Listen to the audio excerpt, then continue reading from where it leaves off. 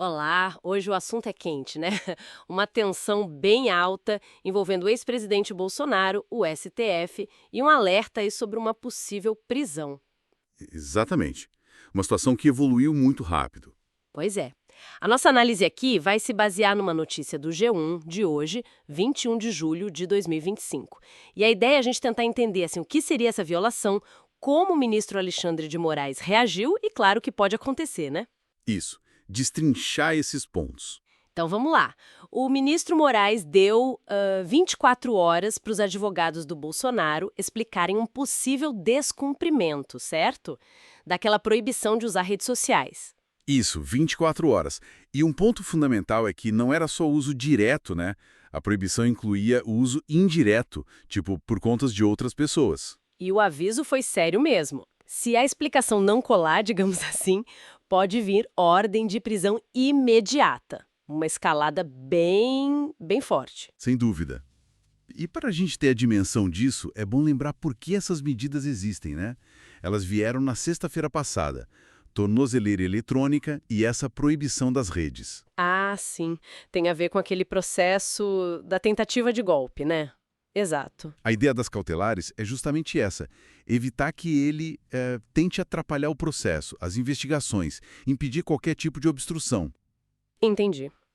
Mas essa parte de usar contas de terceiros, isso já estava claro desde sexta-feira ou foi uma novidade? Olha, inicialmente a ordem era mais, digamos, geral sobre redes sociais. Mas, e aí tem um detalhe importante que a notícia do G1 destaca. Na própria segunda-feira, tipo horas antes desse novo incidente. Horas antes? Nossa, sim, horas antes, o ministro Moraes fez questão de reforçar a proibição. E aí ele especificou, sabe, colocou lá explicitamente que usar contas de terceiros para divulgar mensagens também estava proibido. Foi quase um aviso prévio, né? Caramba! E mesmo assim, com esse reforço explícito na segunda, o que rolou poucas horas depois? Pois é, aí que a coisa pega. Poucas horas depois desse reforço, o Bolsonaro participou de um ato com aliados lá na Câmara dos Deputados e, claro, gravaram, né?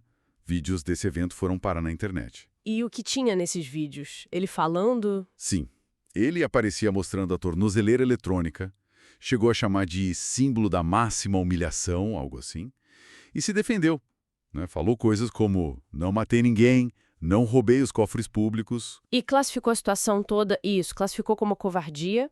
O ponto central que ligou o alerta no STF foi onde esse vídeo apareceu, numa conta de Instagram identificada como de apoio a um deputado aliado, o Nicolas Ferreira. Ah, então foi exatamente a divulgação indireta que o Moraes tinha acabado de proibir explicitamente. Exatamente. A peça se encaixou do ponto de vista da acusação, né? E a reação do Moraes, claro, foi super rápida. Na decisão que deu esse prazo de 24 horas, ele menciona esses vídeos especificamente, diz que são a prova do descumprimento. E ele justificou como. A argumentação foi bem direta, a reportagem até cita uma frase dele, algo como: a medida cautelar de proibição de utilização de redes sociais inclui, obviamente, as transmissões, retransmissões e em qualquer das plataformas, inclusive por terceiros. Quer dizer, ele deixou bem claro que não importa quem postou. Fica nítido que a intenção era fechar qualquer brecha mesmo, né? Para ele não se comunicar usando apoiadores como intermediários. Precisamente. E olhando pelo lado do STF, como a matéria sugere, isso tudo tem a ver com a preocupação de evitar qualquer coisa que pareça obstrução de justiça, ou tentativa de, sei lá, mobilizar a opinião pública contra as investigações. Entendi. A divulgação do vídeo, ainda mais com esse teor das falas dele, foi vista como um desafio direto à ordem que tinha acabado de ser reforçada. Exato. Foi essa interpretação que levou a essa intimação tão dura.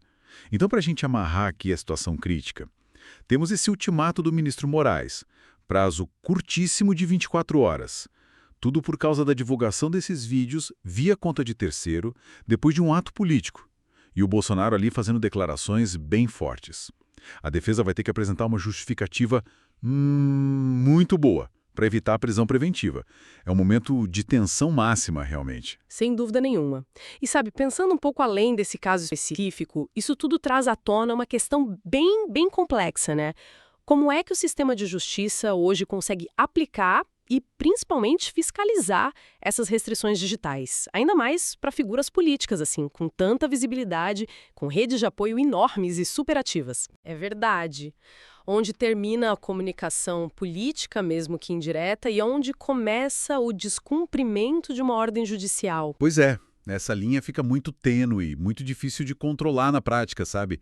Especialmente com essa polarização toda que a gente vive. Fica aí a reflexão, né? Sobre até que ponto essas medidas cautelares digitais são realmente efetivas e quais são os limites delas na nossa era, na era digital.